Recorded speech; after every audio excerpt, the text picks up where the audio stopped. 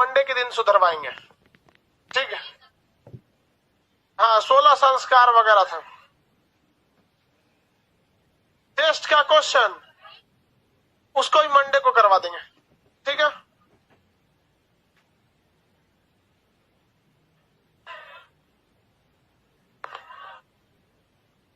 एक टेस्ट का एक क्वेश्चन छूटा है।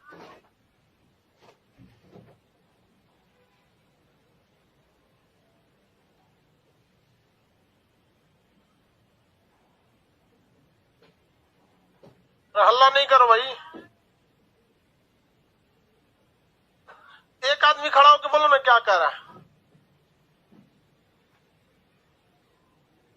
इधर आओ, यहाँ आके बोलो।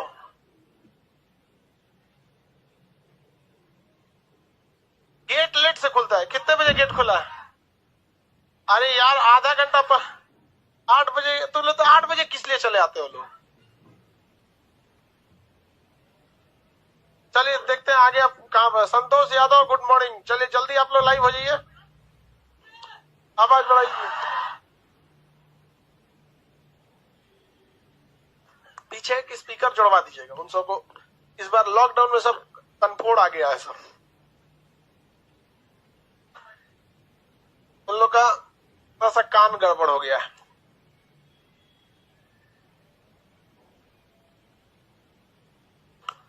चलिए लाइव में सब लोग आ गए। ये बीच वाला क्या चीज लगा के रखते हैं? इसको काटने दीजिए, हटाइए यहाँ पे मिनिमाइज करके बीच में।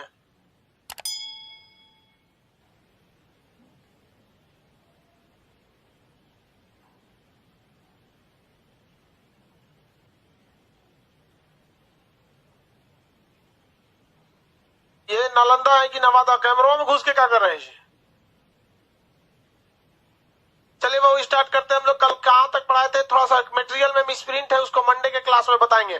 सब लोग बैठ जाइए जल्दी जल्दी यहाँ पर। मंडे के क्लास में मटेरियल में कुछ मिसप्रिंट है, उसको समझा देंगे। और जो टेस्ट लिए थे उसका डिस्कशन भी मंडे के क्लास में करा देंगे। समझ में क्या? सामने देखो अंकल जी,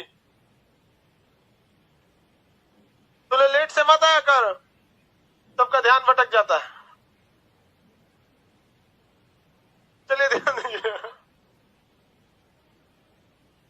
आगे देखते हैं हम लोग कल के क्लास के। तो आगे लेकर चलते हैं। हिंदू धर्म में कितने संस्कारों की चर्चा? मनुस्मृति में विवाह की कितने प्रकार की चर्चा? लड़का की शादी की आयु, लड़की। आगे देखते हैं हम लोग।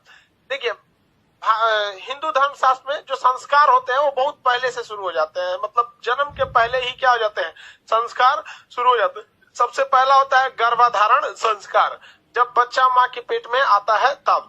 उसके बाद धीरे धीरे धर्म संस्कार वगैरह आ जाते हैं। जब 6 महीने का बच्चा हो जाता है माँ के पेट में, तो उसे कहा जाता है कि आप धार्मिक काम को कीजिए, ज्यादा गुस्सा उस्सा मत कीजिए, क्योंकि शास्त्रों के हिसाब से बच्चा जब माँ के पेट में आता है 6ठे महीना में तो सीखना चालू कर देता है। और उसकी महतारी अगर करकरा रहेगी ना, करकरा मतलब समझते हैं, खाली झगड़ा करने वाली, तो लड़कों करकरा पैदा हो जाएगा।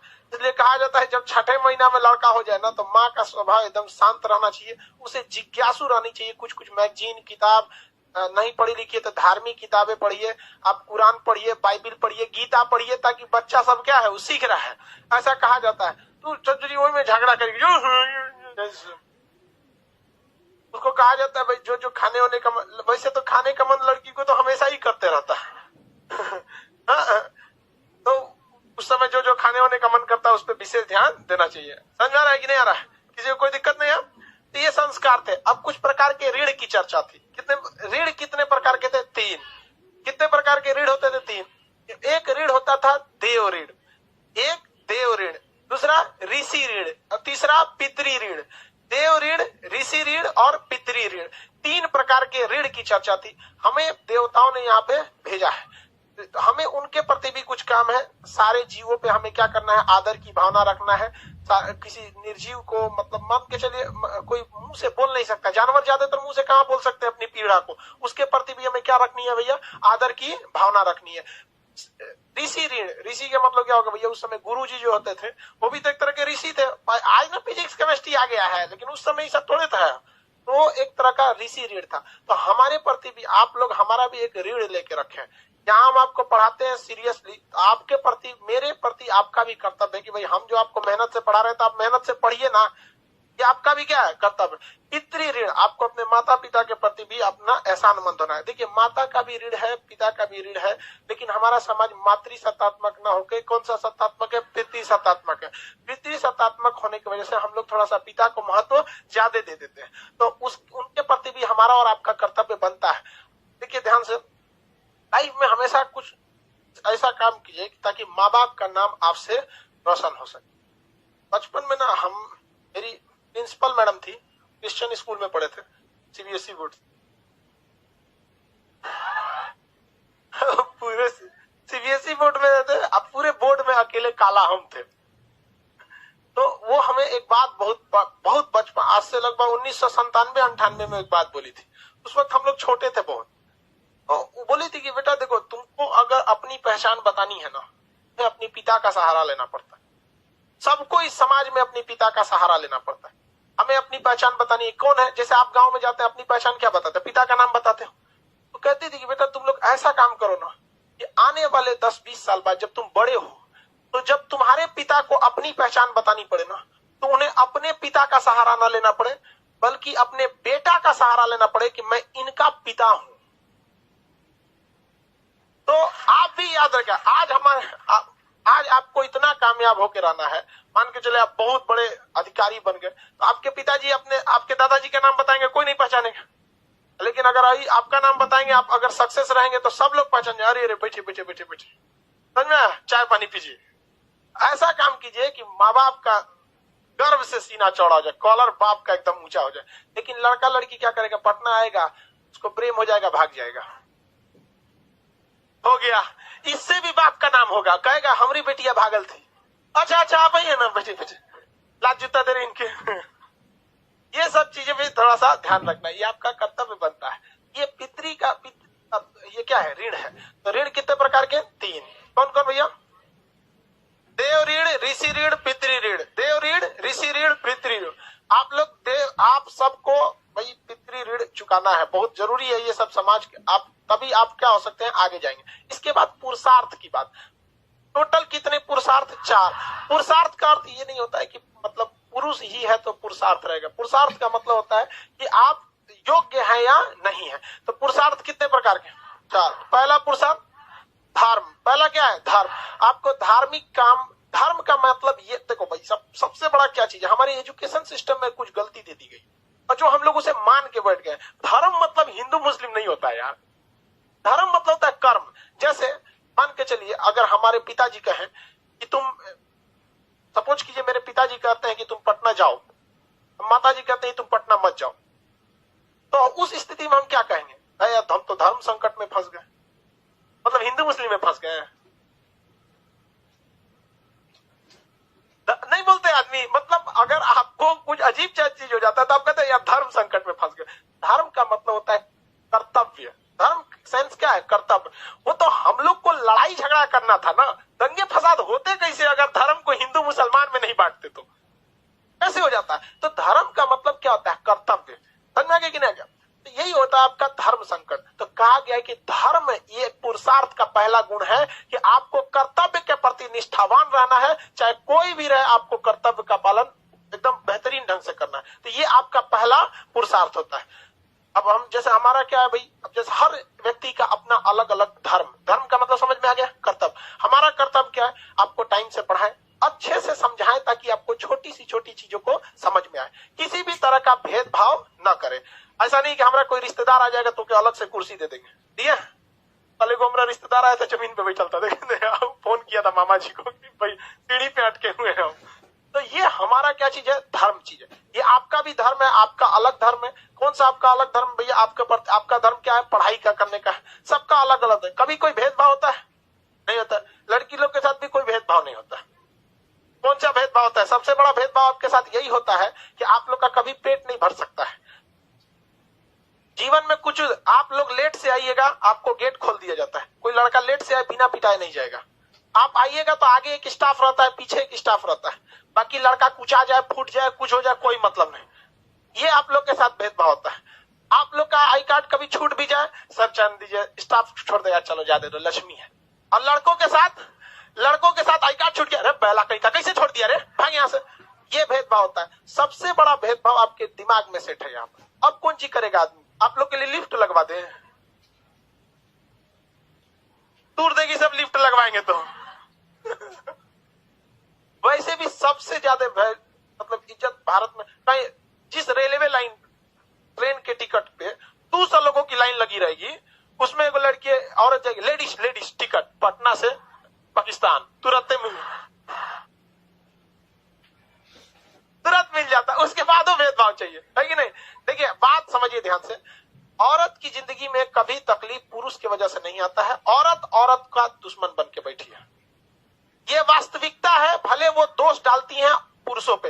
एक औरत को अगर लड़का नहीं होगा ना, तो कोई भी पुरुष उसको नहीं ताना मारने जाएगा कि तू बांझ है, लेकिन उसी की ननद, उसकी भौजाई, उसकी पड़ोसन, यही से तो तोरा एक को लड़का ना देले भगवान, ले आए। हाँ, बदनाम होता है पुरुष, बेचारा पुरुष तो बेचारा हर तरह से पिटाता है, सोचा। तो भाई ध्यान से समझते हैं। तो पहला पुरुषार्थ क्या है? धर्म। पहला धर्म का मतलब अपना धर्म बजाते रहे, नहीं, कर्तव्य। हर व्यक्ति का अपना एक कर्तव्य है, समझा क्या? जैसे ये देखिए, ये लाइट है, इसका धर्म क्या है? मतलब लाइट को ग्लो करना, बढ़ाना। और अगर इसका लाइट खराब हो गया तो ये अपना पुरुषार्थ खो दिया। कलम देखते हैं, कलम लिखते हैं, देखिए निर्जीव में भी अपना उसका धर्म है। ऊर्जा, कलम का काम है लिखना, बेहतरीन ढंग से लिखना। कबो कबो कलम का नारा उखड़ जाता है, तो मतलब अजीबे चलता है छोड़ छोड़ के, तो उसने अपना पुरुषार्थ खो दिया। तो व्यक्ति की अहमियत तब तक है जब तक उसके अंदर पुरुषार्थ, समझ में गया कि नहीं? महिला के अंदर भी पुरुषार्थ, उसको सिलाई बिनाई कढ़ाई खाना वाना बनाने आना चाहिए, समझ में गया? लेकिन आजकल महिला अपना धर्म चीज खो दी है, केवल ब्यूटिशियन जानती है। क्या जानते हो? ब्यूटिशियन, खत्म काम, समझ में? पहला पुरुषार्थ धर्म, दूसरा अर्थव्यवस्था, पैसा भी बहुत बड़ा चीज है। लॉकडाउन ने बहुत बड़ा सिखा दिया है। सोच रहा पैसा है, ये आपके साथ ऊपर तक नहीं जाएगा, लेकिन जब तक है आपको नीचे गिरने नहीं देगा। इसलिए इसमें साफ कह दिया गया। इसीलिए ना कहा जाता है कि भारत की संस्कृति बहुत महान है। सोचिए कब का ये बात बोला गया है, मतलब आज से 2000 साल पहले बोला गया। कर्तव्य पालन कीजिए, तनी पैसों पे ध्यान दीजिए। क्या है? अर्थ। कौन सा? अर्थ ये चीज है। तीसरा क्या चीज है? काम का मत देखिए, काम सेंस जो होता है ना, वो सेक्सुअल डिजायर को हिंदी भाषा में क्या कहा जाता है? काम। एक किताब भी है काम सूत्र, इसमें क्या है? सेक्सुअल डिजायर की चर्चा है। वो पुरुषार्थ में ये भी बहुत बड़ा एक पुरुषार्थ होता है, काम। अब ये बायोलॉजिकल अगर आप देखेंगे, इसके बायोलॉजी में पढ़ाया जाता है आप लोग को। जब रिप्रोडक्शन चैप्टर होता है बायोलॉजी में, तो सेक्सुअल डिजायरमेंट फीमेल में ज्यादा होता है मेल के तुलना में। अब भाई मेल से फीमेल में सेक्सुअल डिजायर क्या होता है? ज्यादा होता है भाई। अब ये टॉपिक जो होता है ना, बायोलॉजी में चला जाता है। इससे बैलेंस रख के चलना चाहिए, वरना यही होगा कि भाई दोनों में आपस में क्या होगा? झगड़ा लड़ाई होगा। अब कोई महिला थोड़े कहेगी ससुरा तू जरा है, बेचारी कहियो नहीं ना सकती है। वो क्या कहेगी उसको? इतना पुंसक है तू, बेचारा वो खुदे बदनामी होगा उकर। तो बेचारा अब क्या करेगी? तो मने मन गुस्सा लेगी, पानी मांगेंगे, पानी दो तो पी लो ना। तो भाई ये पुरुषार्थ है। ये आज हिंदुस्तान में एक सर्वे के हिसाब से 30% लोग के अंदर ये प्रॉब्लम है। और हिंदुस्तान में एक सर्वे के हिसाब से 30% से जो मतलब झगड़े लड़ाई का कारण ये भी बन जाता है। समझ में आया कि नहीं आ गया? तो ये बायोलॉजिकल चीज है, बायोलॉजी में इस सब के बारे में हम लोग को पढ़ना है। तो ये काम का अर्थ समझ में आ गया। ये काम मतलब अलग चीज होता है। देखिए धर्म, देखिए धर्म का मतलब किससे संबंधित है? कर्तव्य से। काम का सेंस मतलब इसके भैया सेक्सुअल डिजायर से। उसके बाद क्या चीज होता है भाई? मोक्ष का अर्थ क्या हो गया भैया? सारा मोह माया छोड़ के अब भगवान में लीन हो जाइए भैया। अब हम आने वाले हैं, वेटिंग कंफर्म हो जाए, यहाँ पर लीन हो जाइए भगवान में। तो ये 4 कितने हैं? पुरुषार्थ। 4 पुरुषार्थ की संख्या। पहला कौन सा है? धर्म। दूसरा काम, मोक्ष। ये चारों है तो आपके अंदर क्या चीज है? पुरुषार्थ। क्या है? पुरुषार्थ। तो ये एक देव भी थे, कामदेव, ये वहां पे ये सब पुरानी कथाओं में है सब चीज। तो आगे आप लोग को समझ में आ गया होगा आप लोग को पुरुषार्थ। अब जीवन में हर चीज का इसको पीडीएफ नहीं मिला भाई। जब एप्लीकेशन वाले लड़के पीडीएफ आगे का ब्लैक है, अभी वहां तक पहुंचे ही नहीं, जब पहुंचेंगे तो बता देंगे। इंग्लिश का पीडीएफ डाल दीजिएगा, उससे बोलिएगा इंग्लिश कन्वर्टर को डाल दे। आगे बढ़ते हैं। इंग्लिश पीडीएफ के लिए बड़ का कमेंट लिखता है सर, सीबीएसई बोर्ड वाला भी है सर इसमें। चलिए आगे देखते हैं। अब जीवन के नाम, भारत की संस्कृति के हिसाब से जीवन को 4 भागों में बांटा गया है। कितने भाग में? 4। जिन 4 भाग को जीवन में बांटा गया उन्हें हम लोग क्या कहा है? आश्रम। क्या कहा गया? आश्रम। आश्रम। क्या कहा गया भैया? आश्रम। जीवन को कितने भाग में बांटा गया? आश्रम। इसमें शुरुआत के 5 साल तक आपको छूट दिया गया है। जब आप जन्म से लेकर 5 ईयर के ओल्ड रहते हैं, मतलब 5 साल तक रहते हैं, तो आपको कहा जाता है कि आप अभी बालक हैं, इसलिए इसे कहा जाता है बाल्यावस्था। या इसमें आप अभी शिशु हैं, शिशु अवस्था है। यहाँ पर इसमें आप अपने माँ बाप के गोद में खेलते रहिए, रिश्तेदार लोग के बाबू बाबू बबनी है झुनझुना बनते रहिए। यहाँ पर समझ में आ गया कि नहीं गया? लड़कवन को ससुरन को ज्यादा नहीं खिलाना चाहिए, नहीं तो वह भेड़ा हो जाता है। सब देखते हैं अजीब टाइप का हो जाता है। उन सबको ज्यादा नहीं, 5 साल बहुत हो गया। लेकिन भाई यहाँ तो लोग का अगर घर में अकेले लड़का हो तो कुछ जो जमाने ले आदमियों को खिलाता है तो ये वाला अवस्था किसी काम का नहीं है। इसके बाद भारत में अवस्थाओं को, यानी जीवन के स्टेज को 25-25 साल के गैप में क्या कर दिया गया है? डिवाइड किया गया। सबसे पहला है स्टूडेंट लाइफ, जिसे कहते हैं ब्रह्मचर्य जीवन। कौन सा? ब्रह्मचर्य जीवन। ये ब्रह्मचर्य जीवन कब से आएगा भैया? 5 साल से 25 साल तक। इसमें वो क्या रहता है? स्टूडेंट रहता है, यानी शिक्षा को ग्रहण करता है और लाल पीला हरा के चक्कर में नहीं रहता है। इसी को कहा जाता है ब्रह्मचारी। जिसको लाल पीला हरा से मतलब नहीं रहता है उसे क्या कहते हैं? ब्रह्मचारी। जैसे योगी आदित्यनाथ जी ब्रह्मचारी, मोदी जी भी बाद में ब्रह्मचारी हो गए, शादी ब्याह तो खैर उन्होंने किया।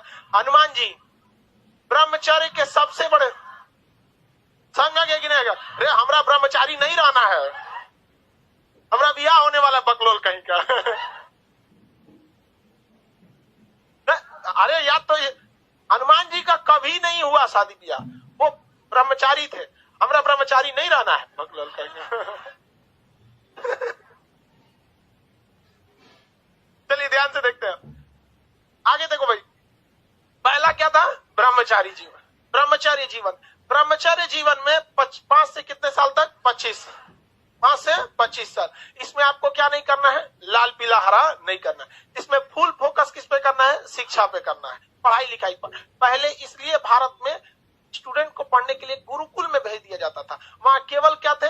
गुरुजी रहते थे, वहीं पर वो गुरु जी का सेवा करते थे, खाना पीना खुद बनाते थे, गुरु जी को भी खिलाते थे, और इस तरह से रहते थे। तो पहला काल कौन सा हो गया? ब्रह्मचार्य। अब दूसरा क्या हो गया भैया? घर में आ जाएंगे तो गृहस्थी देखेंगे। गृहस्थ, गृहस्थ, अरे कैसे लिखा है? लिखा गया यहाँ पे गृहस्थ। 25 से 50 गृहस्थ जीवन। इसमें वो क्या रहता था भैया? शादी विवाह कर लेता था, बाल बच्चे होते थे, बाल बच्चों की परवरिश करता था, बाबू भैया झुनझुना खिलाओ है। तो इसमें क्या कहता था भैया? वैवाहिक जीवन को बिताता। वैवाहिक जीवन, वैवाहिक जीवन और परिवार में लगा रहता था, परिवार कल्याण में। अपना परिवार तक कितना पे रहिए, यहाँ पर अपने परिवार कल्याण में लगे रहिए। उसके बाद आता था आपका सामाजिक दायित्व, जिसे कहा गया वानप्रस्थ जीवन। कौन सा जीवन? वानप्रस्थ जीवन। कौन सा? वानप्रस्थ जीवन। वानप्रस्थ जीवन 50 से कहां तक था? 75 तक। इसमें ससुरा वो दूर को काम करता था, परिवार का भी ध्यान देता था और समाज का भी ध्यान देता था। समाज का ध्यान देता था, सामाजिक ध्यान भी देता था, पारिवारिक भी ध्यान भी देता था वानप्रस्थ जीवन में। वानप्रस्थ एक ऐसा जीवन था जिसमें व्यक्ति परिवार के साथ भी रहता था, फैमिली को भी देखेगा, फिर समाज में जाके पंचायती करेगा, केकर पतो ना है, केकर लड़का बदमाश कर रहा है, कहाँ भैंस, केकर भैंस का खूंटा कहाँ ठोकाएगा। गांव में ये सब पंचायती होता है। नाली हिलने से नहीं हिलने से होगा, खिड़की खोल दिया वो पट्टी कहीं, तो अलग अलग टाइप का पंचायती काम करना है। और साथ ही साथ क्या करना है? अपने घरे में भी आके रहना है। तो अपने घर में भी आके पंचायती कीजिए, उधरों पंचायती कीजिए। 75 साल के जब हो गए तो अब जीवन आपका बेस्ट बिफोर में चले गए, मतलब अब आप एक्सपायरी डेट में जा रहे हैं, इंश्योरेंस खत्म, वैलिडिटी सब खत्म। अब जितना दिन घिंचा जाएंगे चलते जाइए वहां पे। तुमसे कहा गया सन्यासी। क्या कहा गया? सन्यासी, सन्यासी जीवन। कौन सा जीवन? सन्यासी। 75 से लेके जब तक मरेंगे नहीं तब तक यहाँ पे। अब इसमें क्या करिएगा भैया? सन्यास ले लीजिए, भगवान किस में लग जाइए? वन में चल जाइए, तपस्या में विलीन हो जाइए, भगवान आ रहे हैं हमारे अपने पास, एकदम बढ़िया से व्यवस्था रखे रहिएगा। ये व्यवस्था इतनी बेहतरीन थी ये भारत में, इसलिए भारत आगे चला गया, इसलिए भारत क्या हो गया, आगे चला गया। जबकि अगर आप इसके उलट देखिएगा, भारतीय संस्कृति के उलट, तो अगर इस्लामिक उसमें जाइएगा तो कहते हैं लोग कि भाई साहब जो आप यंग एज में भगवान की पूजा आराधना करते हैं ना, उसी का ज्यादा वैल्यू है। वो वहां पे क्या है, उलट है भाई, उसका वो हम लोग का कल्चर में है ये नहीं है, हम लोग की तो कल्चर यहाँ तरह। तो ये हम लोग ने सिस्टमेटिक ढंग से बनाया, जिसमें कोई सिस्टम किसी दूसरे पे ओवरलैप नहीं कर रहा है। मतलब जब वो स्टूडेंट है तो उसे राजनीति और धार्मिक कार्यों से दूर रखना है। आज आप देखिए यहाँ पे ब्रह्मचर्य जीवन में, लेकिन स्टूडेंट लाइफ में 3-4 चीज बड़ी खराब काम करती है। एक राजनीतिक चीज, एक धार्मिक चीज, एक लाल पीला हरा के चक्कर में आप पड़ जाते हैं। वो ये सचुरा तीनों चौपट कर देता है। और इत्तेफाक देखिए ये तीनों आप में है। आपको भी धार्मिक चीज में बड़ी मजा आता है, हाई कैसे कर दिया, ऐसे वैसे हो गया। राजनीति में आई, राजनीति कोई किसी के काम नहीं आता है। आप अगर सफल हो जाएंगे, किसी की भी सरकार रहेगी, आप सफल रहेंगे। अंबानी जो है, अडानी जो है, टाटा, बिरला, महिंद्रा, ये मनमोहन सिंह के समय भी सबसे आगे थे, मोदी जी के समय में सबसे आगे रहे, हमेशा ये लोग आगे रहेंगे। तो हमेशा याद रखिएगा, बलि हमेशा बकरे की दी जाती है, शेर की नहीं, चाहे वो किसी का कार्यकाल, किसी का शासन रहे, किसी भी पार्टी का रहे। अगर बकरी बन के रहेंगे तो सबके शासन में कटेवे करेंगे, इसलिए क्या बन के रहिए, शेर, शासन किसी का रहे यहाँ पे। तो ये आपने देख लिया कितने अवस्थाएं थी, 4, कितनी 4। छूट कब दिया गया था, बाल्यावस्था या शिशु अवस्था, 0 से कितने साल तक, 5 साल तक। स्टूडेंट लाइफ 25, 5 से 25। इस समय गुरुकुल में बालक रहता था, ब्रह्मचर्य का पालन किया करता था। उसके बाद गृहस्थ, कौन सा, गृहस्थ के बाद वानप्रस्थ, वानप्रस्थ के बाद संन्यास। अब कभी एग्जाम में आप जाएंगे ना, तो हो सकता है आपसे एक गलती हो जाए। वहां पर बाल्यावस्था जो हम यहाँ आपको पढ़ाए हैं, 0 से 5, ये यहाँ पे तो ठीक रहेगा। 5 से कहां तक दे देगा, वो 24 कर देगा। 5 से क्या कर देगा, 24। और उसके बाद फिर 25 से 50 49 उठाएगा। इसमें थोड़े ना कंफ्यूजन होना है, वो ओवरलैप से बचा रहा है। जबकि हमारा हिसाब से देखिए, यहाँ भी 25 है, यहाँ भी 25 है। तो हम भाई आप लोग को पढ़ाना है, आप समझ जाएंगे। आप यही कह देंगे कि 5 से 24, अब फिर 25 से 49, याद करने में दिक्कत होगा कि नहीं होगा। तो आप उतना आप ऑप्शन देख के नहीं मार लेंगे, वहां पे आराम से मार सकते हैं वहां पे। अब इसके बाद हम लोग देखते हैं महाकाव्य के बारे में। किसके बारे में, महाकाव्य। महाकाव्य बहुत ही बड़ी रचना को क्या कहा जाता था, महाकाव्य कहा जाता है। बहुत ही बड़ी रचना को महाकाव्य, बहुत बड़ी रचना को महाकाव्य कहा जाता था। इसमें 2 सबसे प्रमुख महाकाव्य है। एक महाकाव्य का नाम रामायण, दूसरे का नाम महाभारत। महाकाव्य कितने, महाकाव्य कितने, 2। कौन कौन, महाकाव्य। पहला महाकाव्य भैया रामायण। रामायण, रामायण किसने रचना किया भैया, किसने, वाल्मीकि, महर्षि वाल्मीकि। वाल्मीकि में ऐसे रहेगा ना, अंदाजे कभी कभी सही हो जाता है, कभी गलत हो जाता है। वाल्मीकि जी ने महाभारत रामायण की रचना किया। प्रारंभ में इसमें श्लोकों की संख्या जो थी 12,000 थी, लेकिन बाद में इसमें कितना हो गया, 24,000। कितने हजार हो गए, 24,000। ठीक है। रामायण के जो खंड है, क्या है, खंड है, उन्हें क्या कहा जाता है, वर्ग वगैरह नहीं बोलते, हाँ, कांड कहा जाता है। क्या कहा जाता है, कांड। रामायण में कितने कांड है, 7 गो कांड है रे भैया। कितने कांड है, 7। रामायण के भाग को, जो रामायण में कितने भाग, भाग बोले तो लेसन, रामायण में एक तरह का लेसन समझिए। देखिए उस आज के चीजों से मिला लीजिएगा तो समझने में आसानी होगा। हम भाग पढ़ाते रह जाएंगे, समझ, लेसन बोलेंगे तुरंत समझ में आएगा। कितना लेसन है, 7। इसके लेसन को क्या कहा जाता था, कांड। क्या कहा जाता है, कांड। कितने कांड है, 7। अब इसमें 2 ही चीज पूछता है, सबसे बड़ा कांड कौन सा है, युद्ध कांड। सबसे बड़ा कांड युद्ध कांड। और सबसे महत्वपूर्ण कांड कौन सा है, सुंदर कांड। कौन सा कांड, सुंदर कांड। अक्सर देखते होंगे पंडित जी आते होंगे, क्या है भैया, तो सुंदर कांड हो रहा है, यज्ञ वगैरह होगा बहुत बड़े पैमाने पर, और पंडित जी एकदम लय में गाएंगे एकदम बढ़िया सुंदर कांड। समझ में आ गया कि नहीं आ गया। तो रामायण के खंडों को क्या कहा गया, कांड। कितने कांड है, सबसे बड़ा कांड युद्ध कांड। कौन सा कांड, युद्ध कांड। कौन सा कांड? युद्ध कांड। मटेरियल में नहीं लिखा होगा तो आप लोग लिख लेंगे वहां पे कांड में। और सबसे महत्वपूर्ण कांड सुंदर कांड। कौन सा कांड? सुंदर कांड। कौन सा कांड भैया? सुंदर कांड। आप लोग भी अपने घरों में सुंदर कांड वगैरह करा सकते हैं। पूजा पाठ अच्छी चीज है, पूजा पाठ कराना चाहिए। कम से कम जोने बहाने जिस दिन तक पूजा रहता है आदमी कम से कम वो दिन कोनो गलत काम नहीं करता है। सबसे बड़ा तो फायदा इंस्टेंट दिखता है, आगे हो ना हो लेकिन कम से कम उस दिन आदमी कुछ नहीं करता है। जिसके घर में हरि कीर्तन होता है या यज्ञ वगैरह होता है, या मुस्लिम में जिनके घर में कुरान खानी होता है, कम से कम वो उस दिन कुछ गड़बड़ नहीं करता है। भाई आज पूजा पाठ है बताओ यहाँ पे ये कांड। अब देखिए महाभारत रामायण जो है ना, ये तो है भैया क्या चीज, एक काव्य है, लेकिन एक्चुअली ये रामायण एक लीला है। लीला मतलब समझते हैं मैच फिक्सिंग। पहले से रामायण में हर चीजें क्या थी? फिक्स थी। लेकिन हमारे देश की शिक्षा व्यवस्था इतनी चौपट कि हमें और आपको समझने का मौका ही नहीं दिया और इसे एक धार्मिक किताब बन के रख दिया। रामायण को अक्सर कहा जाता है राम लीला। देखते हैं ये राम जी की क्या थी? लीला थी। राम जी की क्या थी? लीला। अगर आप इसके छोटे से छोटे चीजों को अगर आप समझेंगे, कोई भी चीज को अगर समझेंगे, छोटे से छोटे चीज को, तो आज के जीवन में आपको बहुत सारी चीजें सीखने को मिलेगी। अच्छा ये बताइए, राजा दशरथ जी की पत्नी थी, वो कौन सी पत्नी थी जिन्होंने रथ में उंगली डाल के उनसे वचन मांगे? कौन थी? कैकेयी। उन्होंने क्या कहा था राजा दशरथ जी ने? हम तुम्हें एक वरदान देंगे। बदले में उन्हें क्या कहा कि हम उचित समय आने पर आपसे क्या मांगेंगे? वरदान। याद रखिएगा आज के जीवन में अगर आप किसी से कमिटमेंट करते हैं तो तुरंत पूरा करवा लीजिएगा।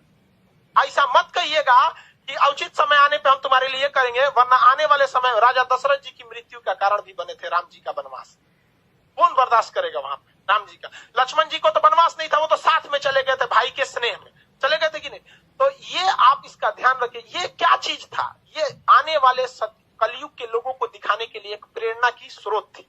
देखिए आज उन सबको पता था भगवान जी को आने वाले समय में एग्रीमेंट वगैरह बहुत होगा, बिजनेस आगे जाएगा, जीएसटी वीएसटी, तो कैसे खुल के थोड़े बोलेंगे कि एग्रीमेंट में ऐसे मत करना। वो दिखाया गया था कि इस लीला को समझिए और अपने आने वाले जीवन में 100-200 साल, हजारों साल बाद आप इस जीवन में याद रखिएगा कि अगर आप किसी के प्रति एहसानमंद है तो उसका एहसान तुरंत चुकाइए। उसको अगर फ्यूचर पे टालेंगे तो हो सकता है कि आपको ऐसा जगह आके चोट देगी, फिर आपको भी काम खत्म हो जाएगा यहाँ पे। अभी याद रखेंगे यहाँ पे आप इस रामायण में बहुत सारी चीजों को देखेंगे जो आज के वक्त में आपको अपने जीवन में बहुत काम देंगे। जब लक्ष्मण जी हिरण को ढूंढने गए थे, वो एक क्या किए थे? लक्ष्मण रेखा खींचे थे और सीता जी से क्या कहते कि सीता जी आप इसके बाहर नहीं जाइए। सीता जी कभी नहीं जाती उसके बाहर, कभी नहीं जाती। यदि रावण साधु का वेश नहीं बनाया होता तब। तो ये क्या संदेश देना चाहता है कि हर साधु के वेश में समझा आया हुआ व्यक्ति सन्यासी नहीं होता है। कलयुग के वेश में अगर कोई भी आपका साधु बन के आता है तो हो सकता है कि वो आपके लिए लक्ष्मण रेखा पार कराने के लिए आया है। इसलिए आंख बंद करके भरोसा नहीं कीजिएगा, क्योंकि सीता जी जैसी जब वो भगवान की पत्नी जब धोखा खा सकती है तो हम जैसे तुच्छ मानव लोग की औकात कौन सी औकात है हमारी। और आज भी देखिए आपको तांत्रिक लोग किसी किसी नाम पे आपको ठगेंगे। ये एक लीला है, लेकिन हमारी सिस्टम में जब अंग्रेज आए थे तो इस तरह से पढ़ा के गए कि हमारे और आपके दिमाग पे एक ताला मार दिया कि बौद्ध ग्रंथों में कुछ भी है तो आप इसे नहीं पढ़ेंगे, क्योंकि आपके दिमाग पे ताला मारा गया है कि आप हिंदू हैं, आप मुसलमान हैं, आप सिख हैं। अरे भाई महात्मा बुद्ध ने कह के गए थे क्या कि हमसे तुमको कोई भी बौद्ध लोग ही हमसे अपनी तमन्नाओं को मांगना या हमारी मन्नत मांगना, अगर कोई मुस्लिम या हिंदू हमसे कोई प्रार्थना करेगा तो हम पूरा नहीं करेंगे। क्या मर्यादा पुरुषोत्तम राम कहते क्या कि अगर हमसे कोई सच्चे दिल से मुस्लिम अगर हमसे अपनी प्रार्थना करेगा उसने मुसीबत में तो हम उसकी पूजा नहीं, प्रार्थना को नहीं सुनेंगे, कहेंगे भाग तो मुस्लिम है, क्या कहेंगे? नहीं। लेकिन हम लोग 200 साल तक अंग्रेजों के गुलाम रहे। देखिए मुगलों के वक्त में भी हमारी संस्कृति आँच आई थी, मुस्लिम शासक के वक्त आई थी, लेकिन उन लोग की सोच दूरदर्शी नहीं थी, वो केवल हमारे सामाजिक क्षति किए। लेकिन जब अंग्रेज का शासन आया ना, मेंटली बर्बाद कर दिया सब, जिसका खामियाजा आज भी हमें भुगतना पड़ता है। जबकि ये साफ संदेश था राम जी का कि देखिए हमारी खुद की पत्नी भी धोखा खा सकती है, तो आप आदमी किस दे। इसलिए जब कभी भी कोई धार्मिक चीज में अगर आए तो उसे एक बार जांच परख लीजिएगा। हम ये नहीं कहते कि सब गलत है, लेकिन जांच परख जरूर लीजिएगा। जब लंका में जाया जा रहा था तो लंका में जब जाने के वक्त में भी देखिएगा, जब वानर लोग पुल बना रहे थे, वानर लोग क्या बना रहे थे? पुल बना रहे थे, तो उसमें गिलहरी भी ईंटा लेके ढोती थी सब। अब गिलहरी की औकातें कितना है, इतनी ईंटा लेके घूम रहे थे, देखो बंदर उठा के फेंक दिया गिलहरी को, क्योंकि भाई यहाँ से डिस्टर्ब करने आई है यहाँ पे। तो राम जी के पास गिरी थी और उसको चोट लग गया। राम जी अपने उंगली से ऐसे साला दिए थे, तो गिलहरी के ना पीठ पर आप देखेंगे ना 3 ठो निशान होता है। गिलहरी के पीठ पर 3 निशान होता है। तो ये कहा गया कि राम जी का ये क्या है, निशान है। और राम जी ने अपने जीवन का सबसे बड़ा उपदेश उस बंदर को बुला के दिए थे, वानरी सेना को, कहते इधर आओ, सबका क्लास लिए थे, चलो सब लोग यहाँ पे, मारा कैसे मारा। और उन्होंने, राम जी गुस्सियाने वाले नहीं थे, लक्ष्मण जी इतनी भड़कीले टाइप के थे, नाके काट दिए सुपने खा। आज भी हर लड़की किसी भी लड़के को प्रपोज करने से डरती है, क्योंकि उसको याद है ससुरा हमरा एक बार रामायण के समय लक्ष्मण जी काट दिए थे। लड़का डरता है कि कहीं तमाचा मत मार दे, लड़की डरती है नकिए मत काट। खैर ये मजाक वाली बात थी, इसको सीरियस नहीं ले। तो राम जी ने क्या कहा था, देखो मायने ये नहीं रखता है कि तुम कितना किए हो, मायने ये रखता है तुम कितना कर सकते हो। बंदर लोग जो है वानरी सेना, तुम्हारी क्षमता ज्यादा है, तुम बड़े बड़े पत्थर को उठा सकते हो, लेकिन गिलहरी ने उतना बड़ा पत्थर उठाया जितनी इसकी औकात थी। इसलिए अगर कामयाब होना चाहते हो तो ये मत सोचना आज के समय में कि तुमने कितना पढ़ाई किया, बल्कि अपने आप से पूछना कि आज हम कितना पढ़ सकते थे। समझा गया? इसलिए हम आज भी इस गिलहरी को अपने पास रखते हैं। जिस दिन हमको थकान होने लगती है, हम इसको देखते हैं तो राम जी की बात याद आती रहती है कि ये मरा वो जिंदा इसमें रहेगा। हमको आज भी जब भी थकान होती है तो हम इसको देखते हैं, याद आती है। जिंदगी में ये मत सोचना तुमने कितना किया, सोचना कि तुम कितना कर सकते थे। समझा है कि नहीं? आज हमारा 6 मिलियन हो गया, 6 मिलियन कल ही हो गया था, रात में हो गया था कल ही। आप हम सोचे बताएं। अब चलिए अब मेन टाइम पे आते हैं यहाँ पे। तो पहला आपने ये देख लिया, उसके बाद आपने देखा कि लक्ष्मण जी को क्या लग गया था, तीर लग गया था, और शक्ति बाण के नाम से वो तीर था, बहुत खतरनाक, उसमें मंत्र वगैरह था। पहले के जमाने में तीर खतरनाक नहीं थे, मंत्र खतरनाक थे। उसको कुछ पढ़ के मार देता था रावण वगैरह, मार यहाँ पे। तो आप जरा देखिए, राम जी के अपने भाई को जब तीर लगा था तो राम जी विष्णु भगवान के अवतार थे। एक बार राम जी उस तीर लगे हुए जगह पे हाथ रख देते तो क्या वो जख्म सही नहीं हो जाता? हो जाता कि नहीं? लेकिन राम जी तो भैया ठारे भगवान, उन्हें पता था कि आने वाले कलयुग में बहुत सारे ऐसे तांत्रिक घूमने लगेंगे जो कहेंगे कि मर्यादा पुरुषोत्तम राम ने जो मंत्र पढ़ा था, मैं उसी मंत्र को पढ़ के आपके AK-47 का गोली लगाए साफ कर देंगे, बिच्छी काटा है साफ कर देंगे, सांप काटा है साफ कर देंगे। इसलिए राम जी अपने भाई को तड़पते हुए छोड़े और कहे हनुमान जी को कि जाइए आप हिमालय से संजीवनी बूटी लाइए, जो हनुमान जी को दिखाता है कि यदि समय रहते अगर आप मेडिकल सुविधा ला सकते। आज के समय में अगर आप देखेंगे, मजाक में सेंस में ना लेंगे तो आज के समय में वो एम्बुलेंस को दर्शाता है।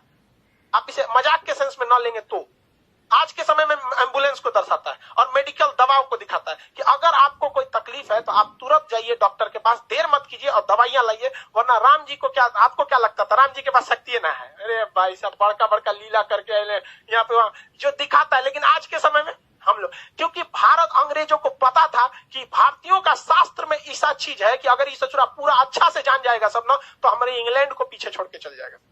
लेकिन उन्होंने इस चीज को दबा दिया, रामायण को केवल किताब रख दिया, न कि उसे केस स्टडी में बता दिया। जबकि हार्वर्ड ऑक्सफोर्ड जैसी यूनिवर्सिटी में ये सब चीजों को केस स्टडी पे पढ़ाया जाता है कि देखो राम जी ने क्यों नहीं उस चीज को सही किया, क्योंकि इसका 800 साल 200 साल 1000 साल बाद क्या असर पड़ेगा। उस ससुरे हमरे किताब पढ़ के आगे बढ़ गए सब, हम लोग को थरिया थमा दिया, तू रामायण पे लड़, तुम महाभारत पे लड़, हम हिंदू तुम मुसलमान, तुम सिख तुम ईसाई। लेकिन आज भी हम लोग नहीं समझते इस चीज को, आज भी आप लोग समझिए इस चीज को। और दूसरा देखिए, आप आगे हर चीज को अगर आप देखेंगे, बहुत सारा चीज रामायण महाभारत उसमें देखेंगे आप, रावण मारा गया क्यों? अपने भाई को क्या किया था, बता दिया था। एम्बुलेंस को दर्शाता है और मेडिकल दवाओं को दिखाता है कि अगर आपको कोई तकलीफ है तो आप तुरंत जाइए डॉक्टर के पास, देर मत कीजिए और दवाइयां लाइए। वरना राम जी को क्या, आपको क्या लगता था राम जी के पास शक्ति ना है? अरे भाई साहब, बड़का बड़का लीला करके यहाँ पे जो दिखाता है। लेकिन आज के समय में हम लोग, क्योंकि भारत अंग्रेजों को पता था कि भारतीयों का शास्त्र में ऐसा चीज है कि अगर ये सचुरा पूरा अच्छा से जान जाएगा सब ना, तो हमारे इंग्लैंड को पीछे छोड़ के चल जाएगा। लेकिन उन्होंने इस चीज को दबा दिया, रामायण को केवल किताब रख दिया, न कि उसे केस स्टडी में बता दिया। जबकि हार्वर्ड ऑक्सफोर्ड जैसी यूनिवर्सिटी में ये सब चीजों को केस स्टडी पे पढ़ाया जाता है कि देखो राम जी ने क्यों नहीं उस चीज को सही किया, क्योंकि इसका 800 साल 200 साल 1000 साल बाद क्या असर पड़ेगा। उस ससुरे हमरे किताब पढ़ के आगे बढ़ गए सब, हम लोग को थरिया थमा दिया, तू रामायण पे लड़, तुम महाभारत पे लड़, हम हिंदू तुम मुसलमान, तुम सिख तुम ईसाई। लेकिन आज भी हम लोग नहीं समझते इस चीज को, आज भी आप लोग समझिए इस चीज को। और दूसरा देखिए, आप आगे हर चीज को अगर आप देखेंगे, बहुत सारा चीज रामायण महाभारत उसमें देखेंगे आप, रावण मारा गया क्यों? अपने भाई को क्या किया था, बता दिया था। जबकि रावण नहीं मारा जाता अगर वो अपने भाई को नहीं बताता कि मेरी नाभि में अमृत। इसलिए ये क्या दर्शाता है, ये यही दर्शाता है कि अगर आप किसी राज को चाहते हैं छुपा लेना, इसका सबसे अच्छा तरीका है कि किसी को न बताएं। क्योंकि अगर आप अपने करीबी को कोई राज बताते हैं तो करीबी का भी कोई ना कोई करीबी होता है। इसलिए अगर आप चाहते हैं तो किसी को न बताएं, स्पेशली महिला को तो बताइए मत। आप बुरा मानिएगा लेकिन ये चीज हकीकत है। किसी महिला को बताइएगा ना, हाई बात मत बताना, तो अपनी सहेली को बताएगी और उसको भी कहेगी किसी को बताना नहीं, और वो पूरा लॉज पीट देगी, हल्ला, सबको यही बात कहा जाएगा किसी को बताना नहीं। पहले के वक्त में मीडिया नहीं था तो महिलाएं ही मीडिया का काम करती थी। कोई खबर पहुंचाना है, एगो दादी को कह दो, पूरा मीडिया का काम हो। तो इस चीज को आप समझिए, ये केस स्टडी है। राम जी बड़ा बड़ा लंका जलाया गया, ये हुआ सारा चीज, लेकिन जब वनवास काट के जब वो घर आए तो घर पे आए तो सबको पता है कि सीता जी 83 दिन तक लंका में थी। लेकिन रावण को श्राप भी तो था कि अगर वो सीता जी को गलत नियति से टच भी करता है तो भस्म हो जाए, था कि नहीं था? पूरी दुनिया जानती थी कि सीता जी एकदम पवित्र है।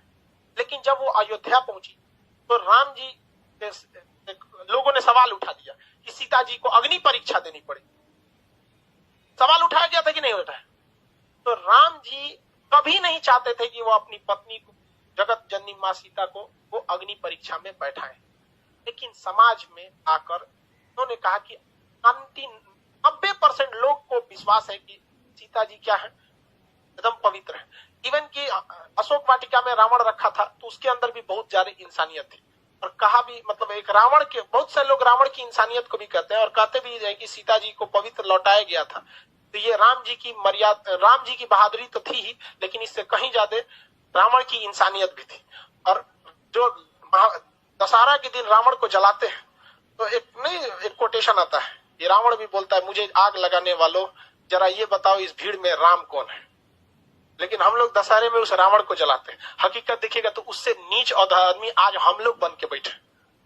हम लोग से कहीं ज्यादा इंसानियत उस रावण में था उस वक्त। लेकिन जब राम जी अयोध्या आए ना तो 90% लोगों को पता था, 90% लोग खुश थे कि आज हमारे मर्यादा पुरुषोत्तम राम आ गए। लेकिन उस समय भी लोगों की कमी नहीं थी, लोग की कमी उंगली उठाने की नहीं थी। लोगों ने भगवान पर उंगली उठा दिया और भगवान ने सोचा कि चलो ना हम अग्नि परीक्षा दे देंगे, जगत जननी मां सीता तो पवित्र ही है, अग्नि परीक्षा में क्या हो जाएगा, सफल तो हो ही जाएंगे। हुआ भी वही, मां सीता अग्नि परीक्षा में बैठी और कहा गया भैया अगर पवित्र रहेंगी तो आग नहीं जला पाएंगी और अब अपवित्र है तो आग जला देगी। क्या सीता जी को आग जला पाई थी? नहीं। लेकिन हुआ क्या उसके बाद, जब सीता जी आई तो रो दी। ये दुनिया से मतलब नहीं था, ये राम जी आपसे मतलब था। राम जी आपने ही जब हम पे कह दिया अग्नि परीक्षा के लिए तो ये दुनिया मेरे किसी काम के नहीं। वो धरती माँ से जन्मी थी और धरती माँ में समा गई। जो क्या दर्शाता है कि जीवन में आप कितने भी बढ़ जाइएगा लोग आप पे उंगलियां जरूर उठाएंगे। जब राम जी को नहीं छोड़ा लोगों ने उंगली उठाने में तो हमारी और आपकी क्या औकात है। और ये यही बताता है कि राम जी अगर उन 10% लोगों को डांट देते ना, चल भाग यहाँ से, तो माँ सीता को अग्नि परीक्षा नहीं देनी होती। लव और कुश को छोड़कर मां सीता कभी नहीं जाती। बचपन में बेचारे रोते रह गए। इसलिए अगर 2 कौड़ी के लोगों को अगर खुश करने के चक्कर में रहेंगे तो आपका अपना जीवन बर्बाद हो जाएगा। राम जी का पूरा परिवार बर्बाद कर दिया इन 2 कौड़ी के लोगों ने यहाँ पर। इसलिए जीवन में याद रखिएगा, जब भी आगे बढ़ेंगे लोग आप पे सवाल उठाएंगे। लेकिन हमारे अंग्रेजों ने ये बर्बाद कर दिया। आज किसी मुसलमान को कहिएगा ना रामायण की तुम्हें पाठ सुनाते नहीं सुनेगा। और इवन कि आपको अगर कोई कुरान की बात सुनाएगा तो आप अगर दूसरे धर्म के तो आप भी नहीं करें। ये कोई किसने ये जहर बोया हमारे अंदर, किसने? हाँ भाई साहब, ये 200 साल जो अंग्रेज गए सर ना, अंग्रेज भाई साहब बहुत दिमाग वाले थे। वो लोग को पता था कि भाई साहब तलवार की ताकत से, देखिए मुगल जब आए थे सब तो वो तलवार से लोगों को काटे थे सब, और अंग्रेज आए सब तो कलम से लोगों को काटा गया। और वो खुद लिख के गए थे, the power of pen is more than the power of sword. कलम की ताकत तलवार से ज्यादा होती है। हमारा वैचारिक नपुंसक बना के चले गए सब अंग्रेज। हमारी शिक्षा व्यवस्था को बर्बाद कर दिया और इससे लड़ने का काम किया था राजीव दीक्षित ने। और इसमें किसी न किसी की चाल थी जिन्होंने राजीव दीक्षित को आकस्मिक मृत्यु कर दिया और जो हमारे वैचारिकता को एक ग्लोबल लेवल पर ले जा रहे थे। तो खैर आप भी समझते हैं, इस सब चीज में मत पड़िएगा। धार्मिक चीजें गलत होती है लेकिन हम लोग इसके शिकार हुए हैं। हम लोग को शिकार बनाया गया है ये अंग्रेजों ने। नजरों को समझ में नहीं आता, धीरे धीरे विकास होगा।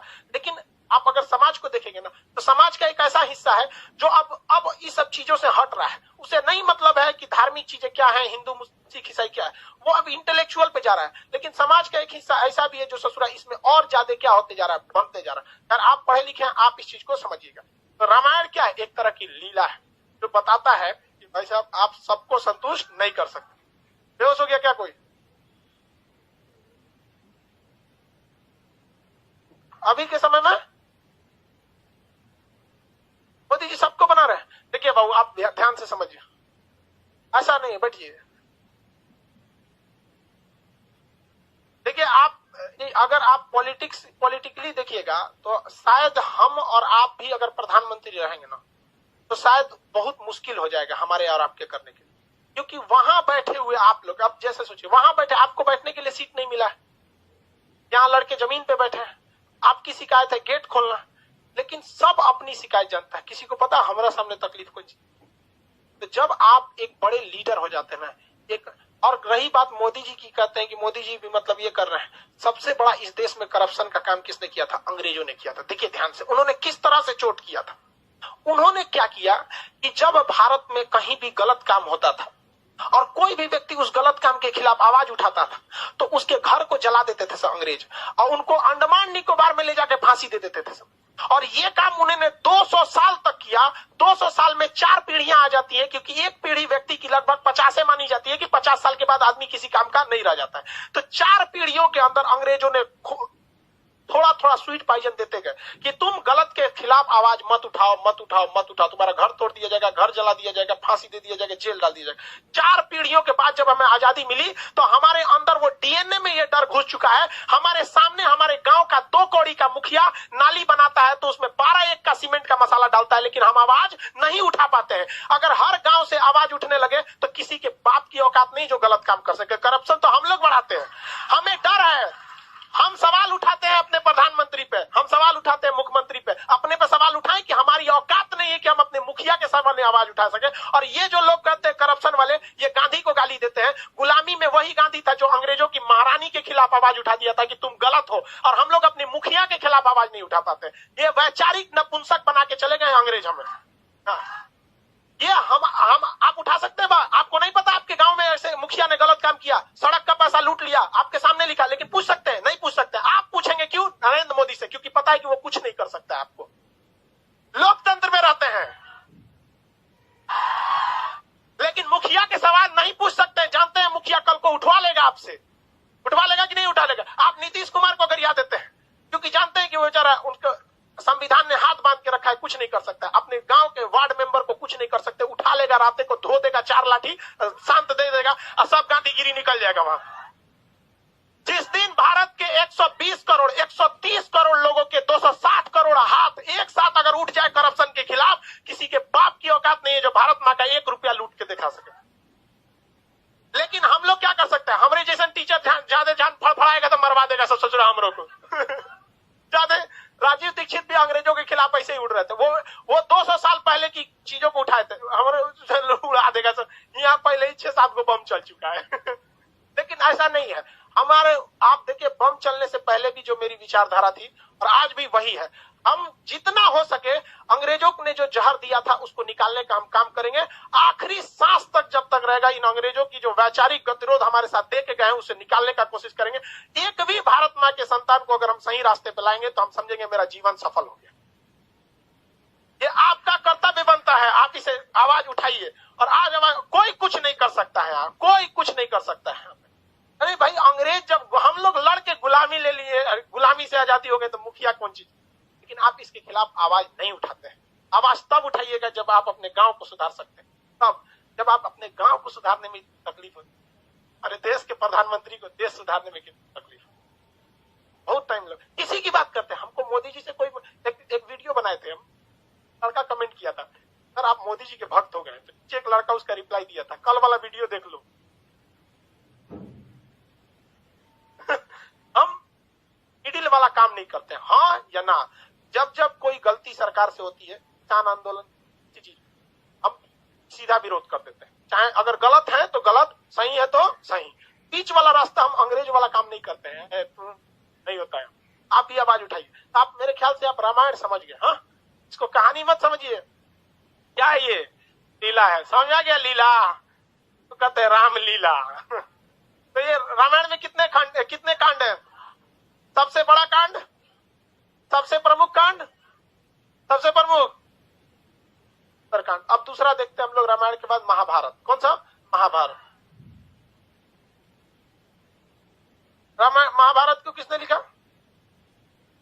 महाभारत की रचना वेद व्यास। अब इसको ट्रिक क्या है याद रखने का? कोई गोला खींच लीजिए। पृथ्वी क्या है? गोल है। इस पृथ्वी पे सबसे बड़ा युद्ध कौन था? महाभारत। कितने दिन चला था? 18 दिन। हर दिन एक और लेसन लिखा जाता था। इसी लेसन को कहा गया पर्व। रामायण के लेसन को क्या कहा गया? कांड। और महाभारत के लेसन को क्या कहा गया? पर्व। हर एक दिन क्या चीज है? एक पर्व है। कितने दिन युद्ध चला था? 18 दिन। तो कितने पर्व होंगे? टोटल कितने पर्व होंगे? 18 पर्व। अब देखिए पृथ्वी हो गई, इस पे सबसे बड़ा युद्ध महाभारत। इस पृथ्वी किसी गोले का सबसे बड़ी रेखा कौन सी खींच सकते हैं? व्यास। सबसे बड़ा क्या खींच सकते हैं? व्यास। तो क्या महाभारत से बड़ा युद्ध संभव है पृथ्वी पे? और क्या व्यास से बड़ी रेखा संभव है? नहीं। देखिए ये भी अपने आप में सबसे बड़ा महाभारत, और व्यास भी अपने आप में सबसे बड़ा। समझ में गया? वरना लड़का कंफ्यूज रह जाता है कि इसको ये वो पता है कि वाल्मीकि एगो थे, एगो वेद व्यास थे, एगो रामायण थे, एगो महाभारत थे। ये कंफ्यूज किया जाता है, लिखा कौन किसको। इसलिए पृथ्वी सबसे बड़ा युद्ध महाभारत, सबसे बड़ी रेखा वृत्त पे व्यास। तो महाभारत की रचना किसने किया? कितने दिन युद्ध चला? युद्ध कितने दिन चला? 18 दिन। तो टोटल इसमें लेसन कितने हैं? लेसन को क्या कहा गया? पर्व। क्या कहा गया? पर्व। कितने पर्व हैं? 18 पर्व। कितने पर्व हैं? 18। महाभारत में पहले के वक्त में बहुत कम श्लोक थे। महाभारत में प्रारंभ में श्लोकों की संख्या कितनी थी? 8800। प्रारंभ में श्लोकों की संख्या कितनी थी? 8800। प्रारंभ में श्लोकों की संख्या 8800। इसे कहा जाता था जीतने का नियम कानून। जीतने का नियम। संहिता का मतलब क्या होता है? जीत जाना। संहिता का मतलब कानून। संहिता का मतलब कानून। जैसे आचार संहिता चुनाव का कानून, सिविल संहिता शादी ब्याह का कानून, दंड संहिता पुलिस कैसे थूरेगी इसका कानून, उसी को दंड संहिता कहते हैं। उसी तरह जय मतलब विजय, जय मतलब विजय, तो विजय संहिता, जय संहिता, जीतने का नियम कानून। महाभारत में हर चीज दिखाई गई। अरे भाई साहब, छल कपट तो सोचा गजब। लेकिन ये क्या दिखाता है? वो भी यही दिखाता है कि भाई अगर आप सच्चाई के रास्ते पे हैं, आप उस सच्चाई के रास्ते को पाने के लिए छल कपट कर सकते हैं। तो टोटल कितने श्लोक थे? 8800। उस समय इसका नाम क्या था? जय संहिता। क्या नाम था? जय संहिता। अब इस श्लोक की संख्या 1,11,000 हो गया है। कितना हो गया है? 1,11,000। 1,11,000 श्लोक हो। ठीक है। हालांकि एग्जाम में आपको ज्यादातर 1 लाख ही देगा। इसमें टोटल कितने पर्व हैं? टोटल पर्वों की संख्या 18। युद्ध कितने दिन चला? कितने दिन? 18 दिन तक युद्ध चला था। सबसे महत्वपूर्ण पर्व कौन सा है? भीष्म पर्व। कौन सा पर्व है? भीष्म पर्व। कौन सा पर्व? भीष्म पर्व। भीष्म पर्व को ही क्या कहते हैं? भागवत गीता। क्या कहते हैं? भागवत गीता। भीष्म पर्व को क्या कहा जाता है? भागवत गीता। इसको शॉर्टकट में लोग क्या कहते हैं? गीता। क्या कहते हैं? गीता। कोर्ट कचहरी में कसम खिलाया जाता है, हम गीता पर हाथ के कसम खाते हैं, हम कुरान पे हाथ रख के कसम खाते हैं, बाइबिल पे कसम खाते हैं। कसम एक रस्म है। इस्लाम धर्म में कहा गया है जैसे हम कि जो ज्यादा कसम खाता है ना वो बहुत ज्यादा झूठ बोलता है। इस्लाम धर्म की बात है। ठीक है। हर धर्म से क्या कीजिए ना, कुछ कुछ मेन चीज निकाल लीजिए जो आपको काम आएगा। हाँ, इसमें इधर से रहेगा।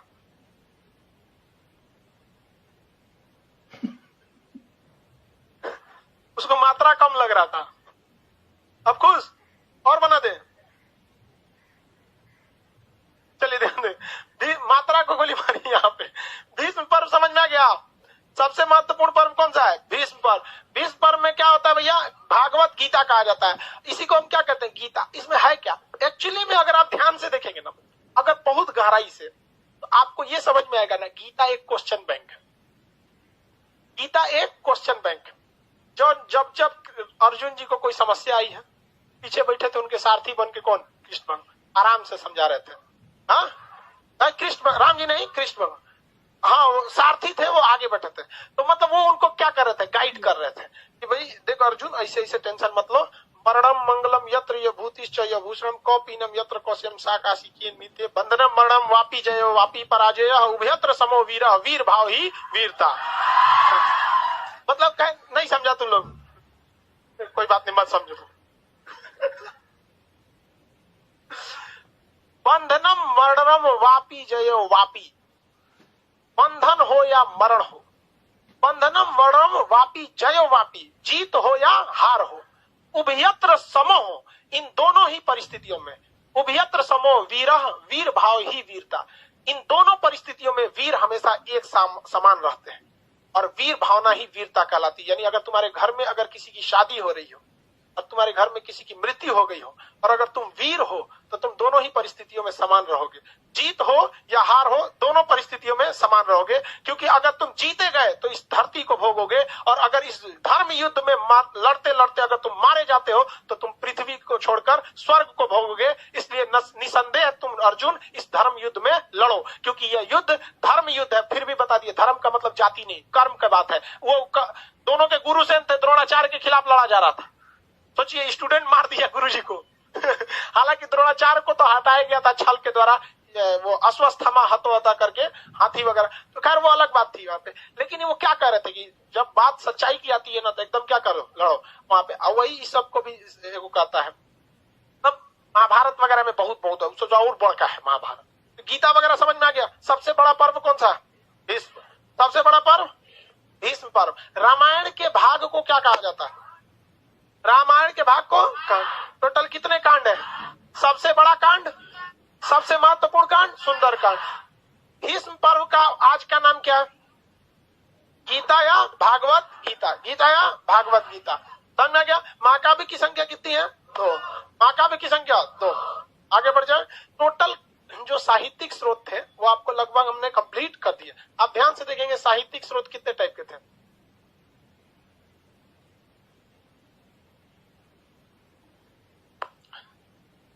साहित्यिक स्रोत कितने टाइप के थे?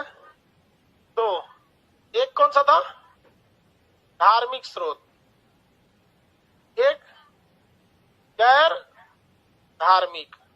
गैर धार्मिक का आपको पीडीएफ मिल गया, एप्लीकेशन वालों को नहीं दिया गया है शायद, उसको याद से दे दीजिएगा। सैटरडे संडे आप लोग से गैर धार्मिक किताबों में हम टोटल ज्यादा नहीं 15 क्वेश्चन पूछेंगे। टोटल 15 इसमें से सवाल पूछेंगे, आप लोग को डाल देंगे बाबू पीडीएफ ध्यान से, जैसे हम क्लास से खत्म होता। तो गैर धार्मिक में क्या था? मेगास्थनीज वगैरह की किताबें थी। धार्मिक में 3 धर्म था। धार्मिक में 3 कौन कौन सा? जैन, बौद्ध और और ये ब्राह्मण। बेसिकली यही ना था जी ब्राह्मण ग्रंथ। भाई सबसे भयानक कौन सा था? ब्राह्मण ग्रंथ। बड़ी जब जाते थे लोग भैया वेद, उसके बाद उपवेद, उपवेद के बाद वेदांग, आरण्यक। इस पुस्तक के आरण्यक नहीं है। अर्थवेद, उपवेद, वेदांग, आरण्यक। आरण्यक उपनिषद, पुराण, स्मृति साहित्य, महाकाव्य। सबसे प्रमुख स्मृति साहित्य कौन है? वेदों की संख्या। गंधर्व वेद किस वेद का उपवेद है? गाना गाते हैं लोग ना, सामवेद। वेदांग की संख्या 6। व्याकरण की सबसे प्रमुख किताब अष्टाध्यायी। आरण्यक कहाँ लिखा गया था? जंगल। उपनिषद का अर्थ क्या होता है? गुरु के समय। वेदों का वेद किसे कहते हैं? 5वां वेद। स्मृति साहित्य जो थी 36 थे। टोटल कितने थे? पुराण की संख्या। उपनिषद मान्यता प्राप्त कितने हैं? ऐसे उपनिषदों की संख्या 108। आरण्यक 3। अर्थवेद का आरण्यक नहीं में। वेदांग 6, उपवेद 4। वेद, हर वेद के ज्ञाता थे। एक और छूट गया, ब्राह्मण ग्रंथ। ब्राह्मण ग्रंथ भी था। टोटल इतने हो गए, सब समझ आ गया। करवा देंगे मंडे के। आज के क्लास में इतना ही। अब हम लोग वैदिक काल में शुरू करेंगे। अब एंट्री हो गई हम हिस्ट्री में। अब अभी तक तो स्रोते पढ़ रहे थे, कहाँ क्या चीज है, सब मिला जुला था। अब एंट्री किसमें हो गई? हिस्ट्री में। अगला क्लास कब करेंगे?